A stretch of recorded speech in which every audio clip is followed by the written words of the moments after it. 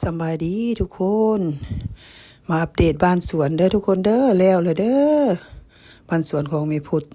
ที่ตั้งอยู่บ้านนาสมอเมืองไสธานีแขวงนครหลวงเวียงจันทน์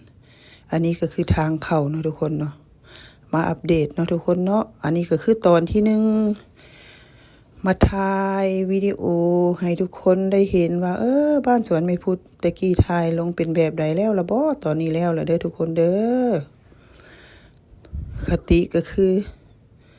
นกน้อยทำรังแต่พอโตเนาะทุกคนเนาะอันนี้ถ่ายบริเวณหน้าบ้านที่แล้วก็ยังแต่ตกแต่งหัวสวนเล็กๆน้อยๆเนาะทุกคนเนาะอันนี้หน้าบ้านเด้ออันนี้ต้นมะขามแล้วก็เฮือนหลังน้อยนี่มันเฮือนไว้ให้แขกคนพี่น้องที่มายามได้พักผ้าอาศัยเนาะทุกคนเนาะก็ไว้ให้คนเฝ้าสวนนอนห้องนึงอันนั้นข้างซ้ายหันก็ห้องน้ำไว้รับแขกทุกคนข้าวหมักหลอดเนาะทุกคนเนาะข้าวหมักหลอดหวานเด้อไปชมบริเวณรอบๆสวนน้ำกันอันนี้ถ่ายมาให้ทุกคนได้เบิ่งนี่ก็เพื่อได้อัปเดตเนาะทุกคนเนาะกติของแม่พุทธก็คือนกน้อยทำรังแต่พอโตเด้อทุกคนเด้อ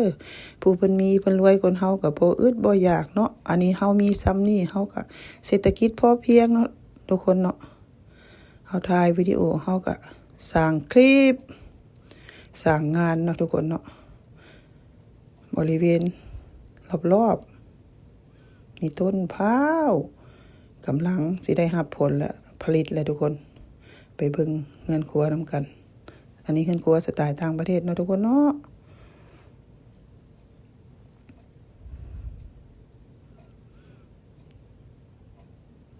เปิดประตูออกมาก็แม่นหลานสาวเสื้อสีแดงแคนดี้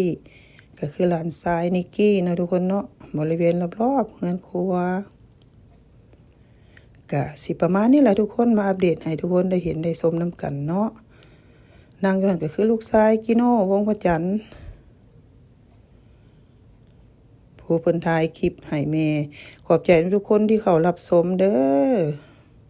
ขอบใจหลา